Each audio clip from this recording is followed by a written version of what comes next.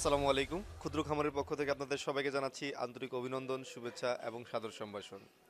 ক্ষুদ্র খামারের এবারের প্রতিবেদনে আমরা এসেছি ঢাকা মোহাম্মদপুরের ম্যাকডুবি অ্যাগ্রোতে। ম্যাকডুবি অ্যাগ্রোতে আসার একটা বিশেষ কারণ আছে আজকে আমাদের, সেটা হচ্ছে ম্যাকডুবি অ্যাগ্রোতে মূলত আমরা কথা বলবো আমাদের সোশ্যাল মিডিয়াতে একজন আলোচিত এবং সমালোচিত সবার প্রিয় মুখ নাহিনুর ভাইয়ের সাথে। তো নাহিনুর ভাইয়ের সাথে মূলত যে বিষয়টা নিয়ে কথা বলবো সেটাকেই সেই বিষয়টাই আসলে ওনাকে আলোচিত এবং সমালোচিত করেছে, কারো কাছে আলোচিত কারো কাছে সমালোচিত। সেই বিষয়টা হচ্ছে সাইলেজ। আসলে এই সাইলেজ কনসেপ্টটাই আমাদের এই অ্যাগ্রো সেক্টরে নতুন একটা ধারণা হইলেও বাট এটা পৃথিবীব্যাপী এটা অনেক পুরাতন একটা কনসেপ্ট। কারণ বিশ্বের অন্যান্য দেশে এই সাইলেজ দিয়ে অনেক আগে থেকেই গরু ছাগল লালন পালন করা হয়, যদিও আমাদের বাংলাদেশের জন্য প্রেক্ষাপটটা সম্পূর্ণই নতুন। যখন আমি খুব ছোট ছিলাম তখন বিটিভিতে এই প্রাণী সম্পদের বিভিন্ন অনুষ্ঠানে আমি দেখতাম এই সাইলেজ নিয়ে শাহেক সিরাজ স্যার খুব সুন্দর সুন্দর প্রতিবেদন করতেন, যদিও আমরা সেটাকে কখনোই কর্ণপাত করতাম না। আজ সেটাই বাস্তব আকারে আমাদের সামনে চলে এসেছে। হয়তোবা সেটা 20 বছর আগে আসার কথা ছিল, কিন্তু এসেছে 20 বছর পরে। আর এই সাইলেজ নিয়ে আজকে মূলত আমরা কথা বলবো নাহিন ভাইয়ের সাথে। চলুন কথা বলি নাহিন ভাইয়ের সাথে। ধন্যবাদ।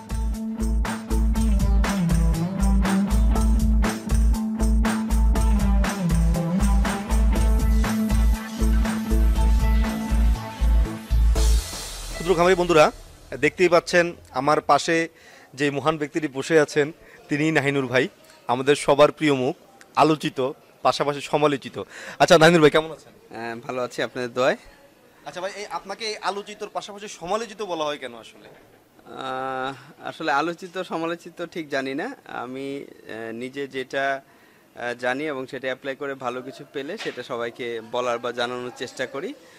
তাতে করে হয়তো কিছু স্বার্থন্বেষী যারা অথবা যারা খামারিদের আসলে চায় না খামারের আধুনিক হোক, শিক্ষিত হোক, খামারিদেরকে একটা অন্ধকারের মাঝে রাখতে চায়, তাদের হয়তো এই কথাগুলা খারাপ লাগে, সেই জন্য তখন তারা সমালোচনা করে, আমার কাছে যেটা মনে হয় আর কি। আচ্ছা, তাহলে আপনি বলতে চাচ্ছেন যেটা, সেটা হচ্ছে আপনার এই নতুন যেই বৈজ্ঞানিক কৃষ্টিকালচারগুলো এখন আপনি যে অ্যাগ্রো বিজনেসের সাথে অ্যাড করতেছেন, এটাই অনেকের পছন্দ হচ্ছে না। হ্যাঁ, এটা পছন্দ হচ্ছে, তবে এর কোনো কিছু আসলে আমার অ্যাড করা কিছু নাই। বিগত 50-100 বছর ধরে সারা পৃথিবীতেই যেসব দেশগুলোর নাম আমরা জানি যে গরু পালন বা এসবে তারা অনেক এগিয়ে আছে। আপনি অস্ট্রেলিয়া বলেন, নিউজিল্যান্ড বলেন, ফিনল্যান্ড বলেন, ওদিকে ব্রাজিল, তারপরে হচ্ছে আমাদের পার্শ্ববর্তী দেশ ভারত বলেন। এই দেশগুলা এগিয়ে যাওয়ার একটাই কারণ যে তারা আমাদের থেকে আরো হয়তো 20, 50 বা 80 বছর আগে থেকে বৈজ্ঞানিক উপায়ে যে গরু লালন পালন বা তাদের যে খাদ্য ব্যবস্থাপনা, খামার ব্যবস্থাপনা, চিকিৎসা ব্যবস্থাপনা, এই সার্বিক বিষয়গুলো তারা মানে একটা প্যাকেজ বা একটা সিস্টেমের মধ্যে নিয়ে এসেছে। আমরা এটা জানতে দেরি করেছি বা হয়তো আমাদের জানার আগ্রহ কম ছিল, সেই জন্য আমরা একটু পিছিয়ে আছি। তবে আমি আশাবাদী যে অচিরেই এইটা খামারিদের মধ্যে যে ভীতি বা ভয়গুলো আছে এটা কেটে যাবে, এবং এটা কেটে গেলে যে গুটিকয় যে মানুষ আছে যারা খামারিদের সরলতা বা না জানার কারণে তাদেরকে ব্যবহার করে খামারিদের যেই ঠকিয়ে থাকেন বা একজন খামারিকে অনেক সময় সর্বশান্ত করে দেন, এইটা বন্ধ হয়ে আসবে। আর বিজ্ঞান ভিত্তিক উপায়ে খামার পরিচালনা না করলে আসলে দীর্ঘমেয়াদে একটা খামারকে টিকিয়ে রাখাও সম্ভব না কোনো দিন। এবং হোল ফার্ম ম্যানেজমেন্ট আমরা যেটা বলি, যে একটা খামারে সারা ওয়ার্ল্ডে যেটা আছে যে 173টা প্যারামিটার আছে। যে 173টা প্যারামিটার যদি একটা খামারে মেনটেন করতে পারে, যারা আজকে কথায় কথায় ইউটিউব বা ফেসবুক দেখে আলমারাই বা হচ্ছে ইন্ডিয়ান আমুল বা হচ্ছে অরলা এদের কথা বলে থাকেন, এদের খামারগুলোতে কিন্তু আপনি গেলে দেখবেন যে 173টার মধ্যে হয়তো তারা 150টা বা অনেক খামার 160টা প্যারামিটার মেনে চলছেন। তা আমরা বলবো যে আমাদের দেশের প্রেক্ষাপটে আমরা যদি 173টার মধ্যে 15টা প্যারামিটারও মেনটেন করতে পারি, তাহলে সেই খামার অন্তত আর যাই হোক লস বা ক্ষতির মুখে পড়বে না। আচ্ছা, এই 173টা প্যারামিটারের মধ্যে আপনি কোনটাকে বাধ্যতামূলক মনে করছেন, বা খামারের উদ্দেশ্যে আপনি যদি বলেন যে আপনাদেরকে এই জিনিসগুলো যদি করতে পারেন তাহলে আপনারা খুশি হবেন? এর মধ্যে আমি বাধ্যতামূলক বলতে আমি তাহলে 7টা পয়েন্টের কথা বলবো। তার মধ্যে একটা আছে যে আপনি যে খামার শুরু করতে যাবেন, যে খামারে যে শেডটা হবে, সেই শেডটা মানে শেড ব্যবস্থাপনা যেটাকে বলবো, সেইখানে তাপমাত্রা এবং বায়ু চলাচল সেটার একটা অনেক বড় নিয়ামক রয়েছে। এখানে আপনি হয়তো যদি খেয়াল করেন দেখবেন যে অন্য অন্য খামার থেকে এই শেডের উচ্চতা প্রায় দ্বিগুণের বেশি। অলমোস্ট বেস লাইন থেকে এটার পিক পয়েন্ট আছে 48 ফিট, যেটা হয়তো কোনো খামারে আপনি 10, 12, 14 ফিটে বেশি পাবেন না। এটা দেওয়ার একমাত্র কারণ হচ্ছে যাতে এখানে বায়ু চলাচলটা সবচেয়ে ভালো হয় এবং তাপমাত্রা নিয়ন্ত্রণে থাকে। এবং আপনি দেখবেন যে শীতকাল অনেক খামারে গেলে দেখবেন যে চারদিকে ছালা চট এসব দিয়ে ঢাকা থাকে। সো আমাদের খামারটা দেখেন যে আমরা যথেষ্ট আলো বাতাসের ব্যবস্থা রাখার চেষ্টা করেছি যতটুকু পারা যায়, এটা একটা প্রধান প্যারামিটার। এবং আরেকটা বলবো যে খামারের যে খাদ্য ব্যবস্থাপনা, সেখানে আপনার পুষ্টি এবং মিনারেল, হ্যাঁ, যে সঠিক মাত্রায় যে মিনারেলটা তার দরকার এবং যেই পরিমাণ পুষ্টি খাদ্যের দরকার ছিল সেটা গরু পাচ্ছে কিনা, এইটা অনেক বড় একটা প্রশ্ন। তৃতীয় বলবো যে খামারের গরুকে 24 ঘন্টা পানি খাওয়াতে হবে। 24 ঘন্টা মানে হচ্ছে যে ওর সামনে সবসময় পানি থাকতে হবে, সাদা পানি, যখন ওর ইচ্ছে হবে ও সেটা খেয়ে নিবে। আমার আপনার ইচ্ছা মতো আমি যদি বলি যে না আমি এখন দিব পানি, এখনই তোমার খেতে হবে, একটু পরে পানি ফেলে দিব, তুমি আর খেতে পারবে না, এটা চলবে না। 4 নম্বরে আমি বলবো যে হিট স্ট্রেস, যেটা এই ঘর এবং খামার ব্যবস্থাপনার সবচেয়ে বড় অংশ। যে গরমকালে আমরা প্রায়ই শুনে থাকি যে অনেক জায়গায় গাভী হঠাৎ করে মারা গেছে, কিংবা গরু মারা যাচ্ছে, কিন্তু এই কারণটা কেউ খুঁজি নেই। এর একমাত্র কারণ হচ্ছে যে খামারের প্রচুর তাপমাত্রা, মানে তাপ এবং আর্দ্রতার যে সামঞ্জস্য থাকার কথা, এটা একটা চার্ট আছে, টিএইচআই ইন্ডেক্স বলে। এই চার্টে যদি সামঞ্জস্য ঠিক না রাখা যায় তাহলে সেই খামারে হিট স্ট্রেসে গরু মারা যেতেই পারে, এবং না মারা গেলেও সেই গরুর দুধ এবং মাংস উৎপাদন ব্যাপকভাবে ফল করে, নিচের দিকে নেমে যায়।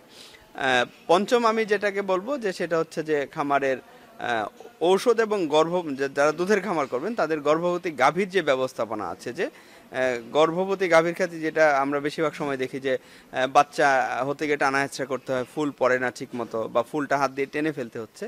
এই ব্যবস্থাপনা যদি কেউ ঠিক রাখতে পারে তাহলে সেই গাভীটা পরবর্তীতে সময় মতো হিটে আসবে, সে 1 বা 2 বারেই কনসিভ করবে, এবং তার প্রজনন স্বাস্থ্য যেটাকে বলে সেটা অত্যন্ত, মানে কি বলবো এটাকে, সুগঠিত এবং সুস্থ থাকবে আর কি। ষষ্ঠ আমি বলবো যে খামারের জৈব নিরাপত্তা, বায়োসিকিউরিটি, যেটা এখন মানুষ অনেক বেশি কনসার্ন, মানে শব্দটা নিয়ে অনেকে ভাবছে, এটা একটা পজিটিভ দিক, যে বায়োসিকিউরিটি এবং হচ্ছে যে আমার খামার কতটুকু পরিচ্ছন্ন আছে। খামার যত বেশি পরিচ্ছন্ন হবে সেই খামারে রোগ জীবাণুর প্রকোপ, মশামাছি উপদ্রব, এগুলা মানে অটোমেটিকলি কমে যাবে। এবং এই বায়োসিকিউরিটি যদি মেনটেন করতে পারে তাহলে খামারে, এই যে খামারিরা বলে যে খোরা রোগ হয়, এই খোরা রোগকে সম্পূর্ণভাবে দমন করা সম্ভব। এবং খোরা যদি কোনো কারণে হয়েও থাকে সেই খামারে, সেটা নিয়ে খামারের ভয়ের কিছু নেই যে বাকি সব গরু অসুস্থ হয়ে যাবে। সপ্তম আমি বলবো যে সর্বশেষ বা লাস্ট যে পয়েন্টটা, সেটা হচ্ছে যে এই যে আগের যে 6টা পয়েন্ট বললাম, এই 6টা পয়েন্ট ঠিক মতো এবং যেখানে যেটা যতটুকু মানা প্রয়োজন সেটা মেনে চলতে পারছেন কিনা। হ্যাঁ, এই 7টা জিনিস যদি অন্তত কেউ মেনে চলতে পারে তাহলেও কিন্তু ওনার, মানে নতুন অবস্থায় খামার করে খামারিরা যেই লসগুলাতে পড়েন, যে গরু অসুস্থ থাকে, গরুকে খাওয়াচ্ছি দুধ হচ্ছে না, বা গরু মাংস দিচ্ছে না, কিংবা গরুর পিছনে চিকিৎসা এবং ঔষধে অনেক টাকা খরচ হয়ে যাচ্ছে, এই খরচগুলো তখন কমে আসবে। আচ্ছা, এখন নাহিন ভাই যে বিষয়টা আপনি বললেন, সেখানে আপনি যেরকম 48 ফিট উচ্চতায় আপনার ঘরের চালটা আপনি করেছেন, সেটা অনেকের পক্ষেই সম্ভব না। আচ্ছা, এটা একটা গেল। এরপরে ঘর পরিষ্কার রাখতে বলছেন, সেটা সম্ভব, সেটা ইচ্ছা করলে যে কেউ করতে পারে। এখন খাদ্য ব্যবস্থাপনা যেটা, এখন আমাদের বাংলাদেশের ডেইরি সেক্টর বা ফ্যাটেনিং সেক্টর দুইটাতে এটা একটা বিশাল বিশাল একটা প্রবলেম। আমরা খাবার খরচ বা খাবারের যে কস্টিংটা, এটা কোনোভাবে কমিয়ে আনতে পারছি না। তার কারণ হচ্ছে দেখা যাচ্ছে যে দুধ প্রোডাকশনে যখন আমরা যাই তখন মার্কেটে উত্তরবঙ্গের দিকে আপনি চিন্তা করেন 25 থেকে 30 টাকা কেজি দুধ বিক্রি করছে। এছাড়াও যারা অন্যান্য এলাকায় আছে কেউ 50-এর উপরে যেতে পারছে না, আর যারা যেতে পারছে তারা বলতে হবে যে কয়েক। এটা এক্সেপশনাল, আমরা এক্সেপশনালটাকে নিচ্ছি না, আমরা এভারেজটাকে নিচ্ছি। তাহলে দেখা যাচ্ছে একটা গাভী লালন পালনে প্রতিদিন 200-250 থেকে 300 টাকা খরচ হচ্ছে, আর সে সেই পরিমাণ দুধের টাকা পাচ্ছে না, এখানে সে একটা হুমকির মুখে। আর এরপরে আসেন ফ্যাটেনিং সেক্টরে, সেখানেও 100 থেকে 150 টাকা একটা সার উৎপাদন করতে তার খরচ হচ্ছে, এবং সেখানেও দেখা যাচ্ছে যদিও আমরা বলি যে 800 থেকে 1200 গ্রাম ওজন বৃদ্ধি পাবে, কিন্তু সেটা কিন্তু আসলে হচ্ছে না। এই ক্ষেত্রে আপনি কি বলবেন? আচ্ছা, এই ক্ষেত্রে আমি বলি যে আমি যে মানে উচ্চতার কথা বলেছি, এটা যে 48 ফিট হতে হবে তা না, স্ট্যান্ডার্ডটা হচ্ছে যে মিনিমাম 14 থেকে 16 ফিট উচ্চতা যাতে থাকে, এটা একজন খামারির পক্ষে সহজে করা সম্ভব। হ্যাঁ, 48 ফিট এটা অনেক উচ্চতা, এটা সবাই পারবেন না, আমি বলবো না যে সবাইকে এত উঁচা করতে, কিন্তু 14 থেকে 16 ফিট উচ্চতা যাতে মিনিমাম হয়, এবং সেটা যদি উনি 18 বা 20 ফিট পর্যন্ত নিতে পারেন পিক পয়েন্টে, সেটা সবচেয়ে ভালো হয়। সেক্ষেত্রে ওনার খামারের তাপ এবং আর্দ্রতা, যে হিট স্ট্রেসের যে ব্যাপারটা, বা টিএইচআই ইন্ডেক্স বলে এটাকে, হ্যাঁ, টেম্পারেচার হিউমিডিটি ইন্ডেক্স, এটা ঠিক থাকবে, এবং গরমকালে যে খামারের প্রবলেমটা হয় এটা অনেকটা কমে আসবে এটা। আর খাদ্য ব্যবস্থাপনার ক্ষেত্রে আমি বলবো যে এখানে তাহলে আমাদের একটু পিছনে যেতে হবে, ইতিহাসে পিছনে টানতে হবে। যে আপনি খেয়াল করে থাকবেন যে আমাদের কৃষি প্রধান এই দেশে 100 বা 200 বছর আগে আমাদের দেশে 90% মানুষ ছিল কৃষক। কৃষি ছিল তাদের প্রধান পেশা, এবং প্রত্যেকে নিজের জমি নিজে চাষ করতো এবং সবার বাড়িতে একটা বা দুইটা করে গরু ছিল। তো এই যে কৃষি কাজের ফলে যে মানে কৃষি উপজাত, ধান করলে সেখান থেকে আমরা কিছু খড় পাই, কিছু তুষ পাই বা কুড়া পাই, গম করলে সেখান থেকে কিছু কুড়া পাই, গমের খড় পাই। এই বিষয়টা যখন ছিল তখন দেখা যেত কি যে এই যে উচ্ছিষ্টটা এটা এটা কি করা যায়, তখন দেখা যাচ্ছে যে হ্যাঁ এটা বাড়িতে একটা দুইটা গরু আছে, সেই গরুকে দিলে সেই গরু সেটা খেয়ে নিচ্ছে।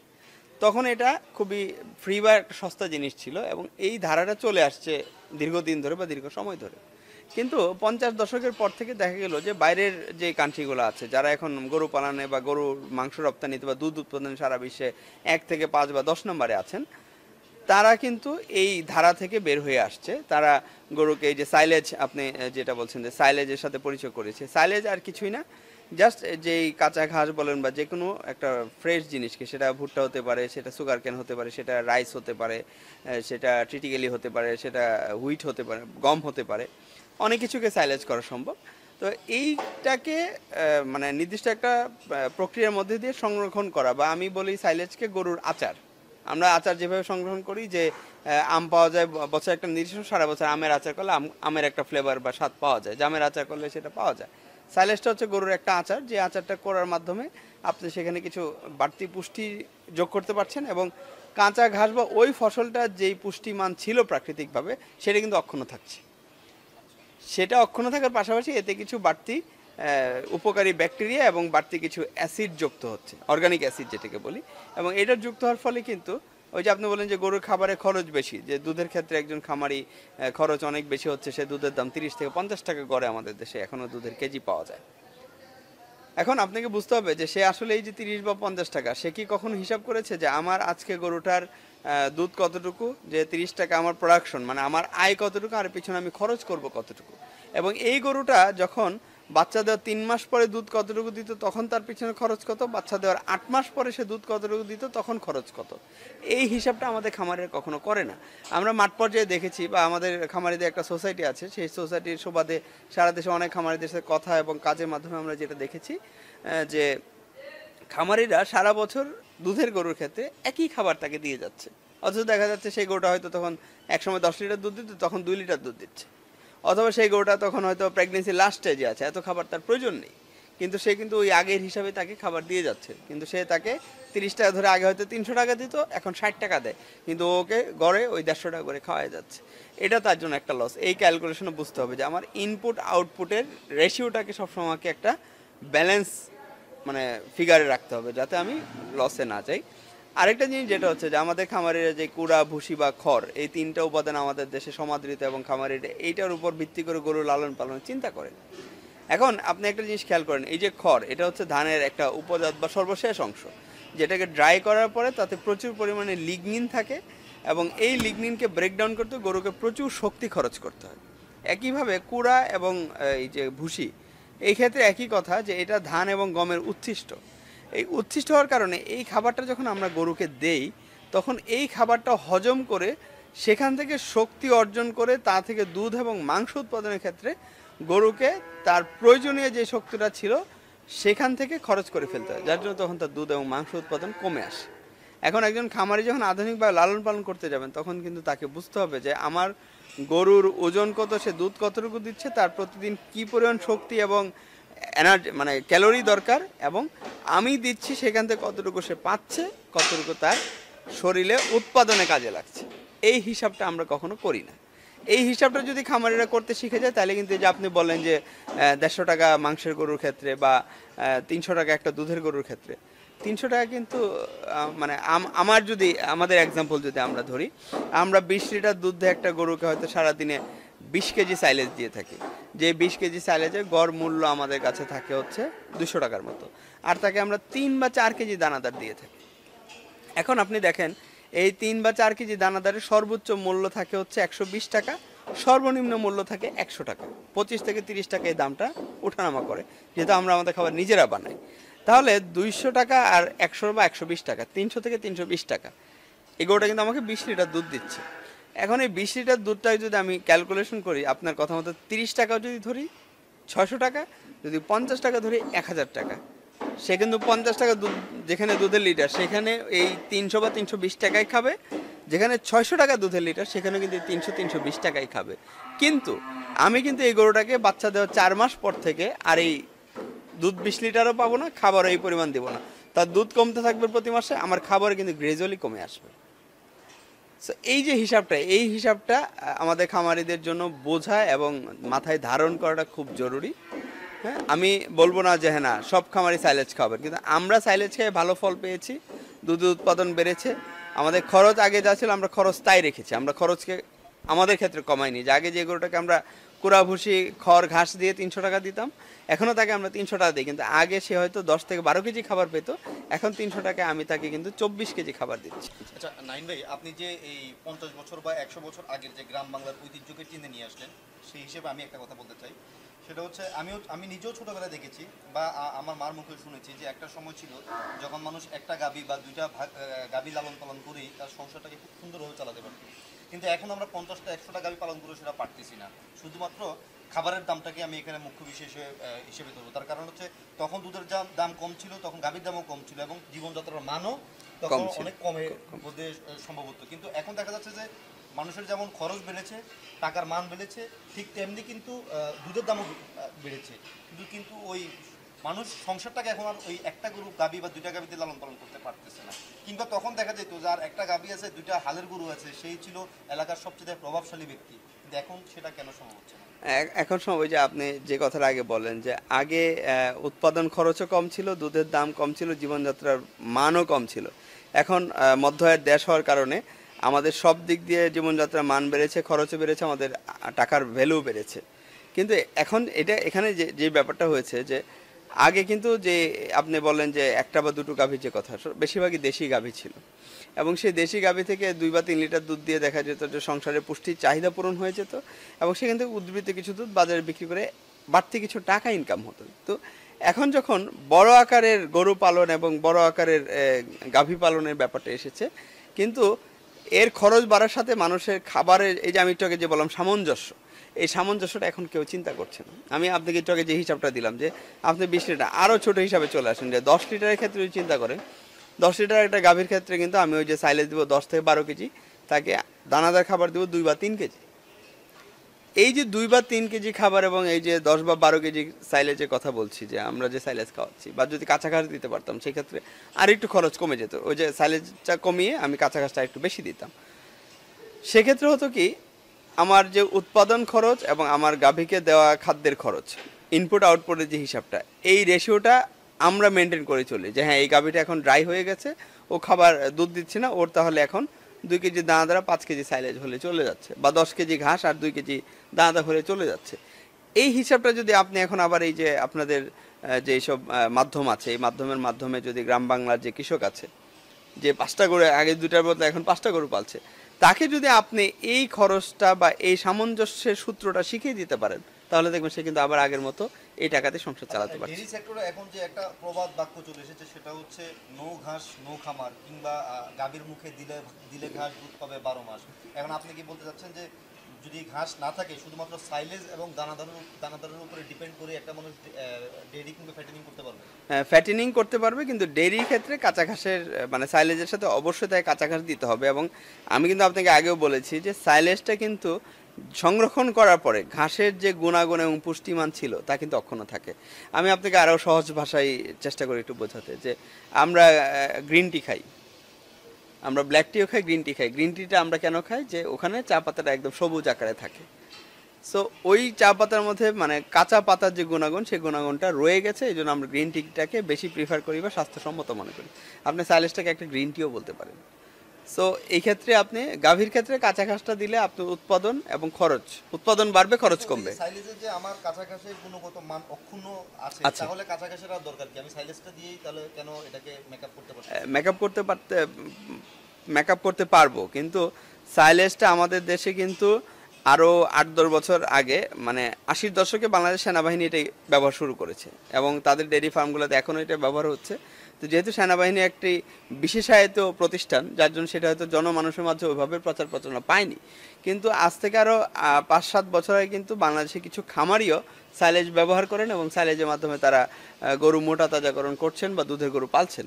কিন্তু কোনো একটা অজানা কারণে এই কথাগুলো তারা জনসম্মুখে বা সাধারণ খামারিদের মাঝে প্রচার প্রচারণা করতে চাননি বা চান না, অথবা তারা হয়তো ভেবেছেন যে এটা বলে দিলে যদি সবাই কম খরচে গরু পালা শিখে যায় তাহলে কি হতে পারে, সেই চিন্তা করে তারা কিন্তু এটা বলেননি। কিন্তু এখন সাইলেজটা যেভাবে সারা দেশে মানে প্রচলন হয়েছে, অনেক মানে আমি বলবো যে বাংলাদেশের প্রায় 80% মানুষ এখন সাইলেজ সম্পর্কে জানে, যারা খামারের জগতে আছে বা তরুণ খামারি যারা আছে এরা সাইলেজ সম্পর্কে জানে। কিন্তু তারপরেও কিন্তু সারা দেশে যেই পরিমাণ সাইলেজ উৎপাদন হওয়া প্রয়োজন ছিল সেই পরিমাণ সাইলেজ উৎপাদন কিন্তু এখন হচ্ছে না। যদিও আমরা বিভিন্ন সময় লোকমুখে বা বিভিন্ন মাধ্যমে শুনে থাকি যে 2 টাকা 4 টাকা কেজি করে সাইলেজ তৈরি করা সম্ভব, কিন্তু ম্যাকডুবিতে প্রতিদিন 10 টনের মতো সাইলেজ প্রয়োজন হয়। এখন ম্যাকডুবি নিজের 10 টন সাইলেজ তৈরি হয়। তা আমরা বলবো যে এই যে 2 টাকা 4 টাকা না, যদি 5 টাকা 6 টাকাতেও সাইলেজ সম্ভব হয়, সবচেয়ে হ্যাপি হবে ম্যাকডুবি এই জন্য যে 10 টন মানে 10,000 কেজি। প্রতিদিন যদি 1 টাকাও সাইলেজে কমানো যায়, তার মানে প্রতিদিন 10,000 টাকা সেভ করা যাবে, মাসে 3 লাখ টাকা সেভ করা যাবে, বছরে 36 লাখ টাকা সেভ করা যাবে। সো এই টাকা দিয়ে আরেকটা খামার তৈরি করা সম্ভব। সো আমি বলবো যে সাইলেজের এই উৎপাদন আরও বেশি বাড়ানো উচিত, এবং আরও বেশি বাড়ালেই শুধুমাত্র এটা একদম প্রান্তিক পর্যায়ে যে খামারি আছে তার হাতে পৌঁছে দেওয়া সম্ভব। যার হয়তো একটা গরু আছে, সারাদিনে তার 5 কেজি বা 6 কেজি সাইলেজের প্রয়োজন, এখন তাকে কিন্তু আমি যদি বলি যে তুমি 30 দিনের সাইলেজ একসাথে কিনে নিয়ে যাও বা নিজে করো, তার হয়তো ওই পরিমাণ জমি নেই বা সেই ব্যবস্থাপনা তার নেই, অথবা তার পক্ষে কারো কাছ থেকে কিন্তু 30 দিনের সাইলেজটা কেনাও সম্ভব হচ্ছে না, কারণ সে দিনের বাজার শেষ করে আসার সময় দোকান থেকে 1 বা 2 কেজি ভুসি কিনে নিয়ে আসে, সেটা গরুকে দেয়, পরের দিন আবার দুধ বিক্রি করে আবার ভুসি কিনে নিয়ে আসে। আপনাদের ম্যাকডুবিতে এখন গরুর সংখ্যা কত? এখন এখানে ম্যাকডুবি 4-এ সব মিলে প্রায় 333টা গরু আছে। ম্যাকডুবি 4-এ আপনাদের এরকম কয়টা খামার? আমাদের এরকম আপনাদের দোয়ায় 10টা ব্রাঞ্চ আছে সারা দেশে। সারা দেশে 10টা ব্রাঞ্চে আপনাদের টোটাল গরু 10টা ব্রাঞ্চে আমাদের অলমোস্ট সবগুলো মিলে 2,500 গরু আছে। 2,500 গরু আছে। তার মানে শুধুমাত্র ম্যাকডুবি 4-এ আপনাদের 10 টন সাইলেজ দরকার? নো, আমাদের এই যে সারা দেশে যে ব্রাঞ্চগুলো সবগুলো ব্রাঞ্চ মিলে সবগুলো ব্রাঞ্চ আপনাদের এই 10 টন প্রতিদিনের চাহিদা আপনারা নিজেরা আমরা তৈরি করি। এবং এরপরে কি সেটাকে আবার সেলও দিচ্ছেন? সেল বলতে আমাদের যে সাইলেজটা উদ্বৃত্ত থাকে সেটা আমাদের পরিচিত যেই খামারিরা আছেন, আমাদের শুভাকাঙ্ক্ষী বা যারা আমাদের কাছে অনেকে আছেন যে কিভাবে খামার করতে চান বা এটা দেখে তাদের কাছে মনে হয় যে না এইভাবে গরু পালন করে দেখা যেতে পারে, তাদের কাছে। এবং আমাদের একটা সোসাইটি আছে, আপনি হয়তো নামও জানেন, Bangladesh marginal dairy and fattening farmer society. এই সোসাইটির যে রেজিস্টার্ড মেম্বার আছে এরকম প্রায় 21 জন মেম্বার আমাদের কাছ থেকে খাবার নিয়ে থাকেন। আচ্ছা, এমন যদি হয়, আমাদের এই প্রতিবেদনটা তো দেশে বিদেশে অনেকেই দেখবে, এখন ওনাদের কারো যদি মনে হয় যে না ওনার খামারও উনি সাইলেজটা ট্রাই করবে, এখন স্বল্প আকারে উনি সাইলেজ যদি আপনার কাছ থেকে কিনতে চায় তাহলে আপনি তাকে সেই সবসে দিবেন? অবশ্যই, উনি এসে যদি নিতে চান উনি 1 কেজি সাইলেজও নিতে পারবেন। আচ্ছা, আর এমনিতে আপনি যদি ডেলিভারি দিতে হয় তাহলে আপনি সর্বনিম্ন কত কেজি হলে আপনি নিজে ডেলিভারি দিবেন? না, আমরা ডেলিভারি দিলে যে কথা বলবো যে এটা অনেকগুলো প্যারামিটার আছে এখানে। যে প্রথম কথা হচ্ছে যে দেখতে হবে যে ওনার খামারটা কোথায় অবস্থিত, প্রথম কথা। দ্বিতীয় হচ্ছে যে উনি এই জিনিসটাকে কতটুকু ইমপ্লিমেন্ট করবে এবং সেই ফিডব্যাকটা আমরা কতটুকু পাবো। এই যে আমরা সোসাইটি মেম্বার কেন করি, যাতে ওনার সাথে সবসময় কমিউনিকেট করা যায়। এখন অনেকে নিয়ে হয়তো প্রথম অবস্থায় বলতেছে যে ভাই সাইলেজ তো গরু খায়নি, আমার গরু তো সাইলেজ খেয়ে উল্টা আরও দুধ কমে গেছে, শুকিয়ে গেছে। তখন কিন্তু এই কথাটা আমাদেরকে বের করতে হবে যে কেন ওনার গরুটা সাইলেজ খেলো না, বা আসলে শুকিয়ে গেছে কিনা, বা আসলে দুধ কমে গেছে কিনা। কারণ আমরা এখানে এতগুলো গরুর মধ্যে বা এই পর্যন্ত যারা নিয়েছে তাদের কারোর কাছ থেকে এরকম এখনো পাইনি যে তার গরুর উৎপাদন কমে গেছে বা গরু অসুস্থ হয়ে গেছে। ইভেন আমরা এটা শুনেছি যে উৎপাদন বেড়েছে এবং খামারে যে আগে গরুর জন্য যে অযাচিত কিছু ওষুধের খরচ ছিল সেটা কমে গিয়েছে। যে আগে গরুর যখন তখন পেট ফেপে যেত, গরু অসুস্থ থাকতো, ওষুধ দিতে হতো প্রচুর, বা প্রায়শ মানে ডাক্তার ডাকতে হতো। যদি আমাদের দেশে ডাক্তারের অপ্রতুলতা থাকার কারণে ডাক্তার নামধারী কিছু ব্যক্তি আছে যারা আসলে ডাক্তার না, নিজেদের ডাক্তার বলে পরিচয় দেন, তাদের হাতে আমাদের খামারের প্রচুর ক্ষতিগ্রস্ত হয়।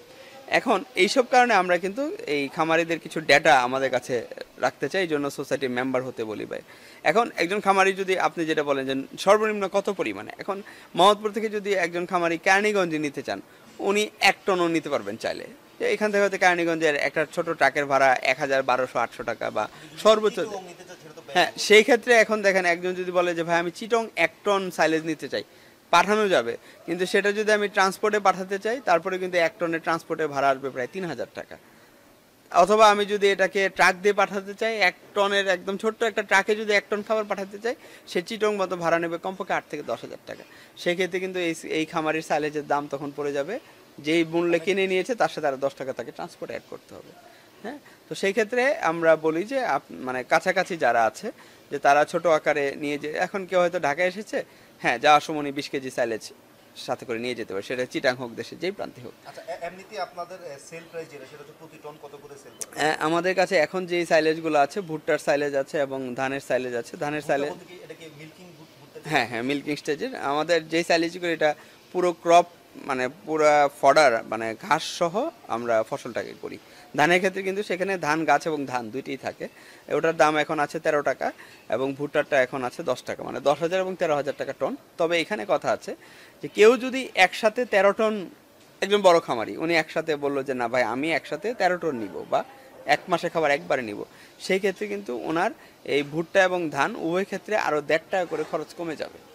কিভাবে সেটা? সেটা হচ্ছে যে আমরা যখন এখান থেকে ছোট আকারে বা জাকিয়ে দিই, আমাদের খাবারগুলো সব তৈরি হয় ঢাকার বাইরে, আমাদের 10টা পয়েন্টে তৈরি হয়। এই 10 পয়েন্ট থেকে আমাকে ঢাকা আনতে হয়, এখানে আনলোড করতে হয়, তারপর আবার আমাকে লোড করে যেই খামারি নিব ওনার খামারে পাঠাতে হবে। একজন খামারি যখন বলবে না ভাই আমি একবারে 13 টন নিব, তখন কিন্তু ওই পয়েন্ট থেকে আমাকে ঢাকায় আনতে হবে না, আমি সরাসরি ওই পয়েন্ট থেকে ওনার খামারে পাঠিয়ে দেবো। সেক্ষেত্রে ওনার ট্রাক ভাড়াটা কমে যাচ্ছে। যে ট্রাক ভাড়া আমি ঢাকায় আনতে আমি দিতাম, সেটা আমি দিয়ে দেবো ওই পরিমাণ ট্রাক ভাড়াটা। এখানে আনলোড করতে আবার লোড করতে যে লেবার দুইটা লাগতো, এই লেবার দুইটা তখন আর লাগতেছে না। মানে আপনি তাকে ক্যারিং খরচটা আসলে একটু সাপোর্ট দিবেন আর কি। রাইট, এটাকে বলে হচ্ছে এটা সাপোর্ট না। আমি ঢাকা আনলে আমাকে ক্যারিং খরচ দিতে হতো, ঢাকা এনে সরাসরি ওনার কাছে পাঠালে ঢাকা পর্যন্ত যে ক্যারিং খরচটা সেটা আমি ম্যানেজ করে সেই দেবো। 10টা পয়েন্ট যদি একটু আমাদের ভিডিওতে বলে দিতেন তাহলে দেখা যাচ্ছে যে ওই পয়েন্টের আশেপাশে যারা আছে তাদের জন্য উপকার হতো। আচ্ছা আচ্ছা, হ্যাঁ আমাদের এই 10টা পয়েন্টের মধ্যে কুষ্টিয়াতে আছে, শ্রীমঙ্গলে আছে এবং ঠাকুরগাঁওতে আছে। এই 3টা জেলাতে আমাদের মোট 10টা পয়েন্ট আছে। সো আশেপাশে যারা আছেন তারা সেখানে যোগাযোগ করতে পারেন, সোসাইটি গ্রুপ বা পেজে যোগাযোগ করতে পারেন। হ্যাঁ, আপনার এই পয়েন্টগুলোর এক পাশে একটা বিশাল গ্যাপ আমি মনে করছি, যেটা হচ্ছে কুমিল্লা, নোয়াখালী, চাঁদপুর, ফেনী, লক্ষ্মীপুর, এই অঞ্চলগুলো কিন্তু ঠাকুরগাঁও বা পঞ্চগড় বা কুষ্টিয়া থেকে অনেক দূরে। হ্যাঁ, তারা এই ক্ষেত্রে কি করতে পারে? আচ্ছা দেখুন, এই ক্ষেত্রে আরেকটা কথা বলার সেটা হচ্ছে যে সাইলেজ বা খাবার বিক্রি করাটা কিন্তু আমাদের বিজনেস বা মেইন বিজনেস না। এটা আমরা করেছি শুধুমাত্র আমাদের নিজস্ব, যেহেতু বিশাল একটা চাহিদা থাকে, সেই জন্য বড় আকারে আমাদের সাইলেজ তৈরির দিকে আগাতে হয়েছে। এবং আরেকটা ব্যাপার যেটা যে হ্যাঁ, যা বলতে পারেন যে তাহলে একই এই দামে মানুষ যে নিচ্ছে, আপনাদের প্রফিটটা কোথায়? আমাদের প্রফিটটা ওই জায়গায় যে আমরা যখন আগে 1000 গরুর জন্য খাবার তৈরি করতাম, এখন হয়তো আমাদের কাছে যেই খামারিরা খাবার নিচ্ছেন তাদের সহ আমরা হয়তো এখন 3000 গরু খাবার তৈরি করছি। তখন 1000 গরুর আমাদের যে কস্টিং হতো, 3000 গরুতে কিন্তু আমাদের কস্টিং আরও কমে গেছে। মানে আমাদের গরুগুলোর খাবারের কস্টিং কমেছে, সেই সাথে ওনার গরুর খাবারের কস্টিং কমেছে এক। আর দ্বিতীয়, আপনি যেটা বলেন যে এই সাইডে একটা বিশাল পার্ট, হ্যাঁ, যে মেঘনার ওই পারে ফেনী, কুমিল্লা, চাঁদপুর এবং চট্টগ্রাম রিজিয়ন, কক্সবাজার সহ বিশাল একটা অংশ বাদ পড়ে গেছে। হ্যাঁ, প্রচুর খামারি আছে। হ্যাঁ, কিন্তু কথা হচ্ছে যে আমাদের কাছে কুমিল্লার 4 জন খামারি এখন পর্যন্ত খাবার নিচ্ছেন, তারা মাসে খাবার একবার নিয়ে নেন। চট্টগ্রামের 2 জন খামারি এখান থেকে খাবার নিয়ে নেন। কক্সবাজারে 1 জন খামারি এখান থেকে খাবার নিয়ে নেন। তারপর হচ্ছে চাঁদপুর থেকেও এই মাসে হয়তো আরও 1-2 খামারি যুক্ত হবেন।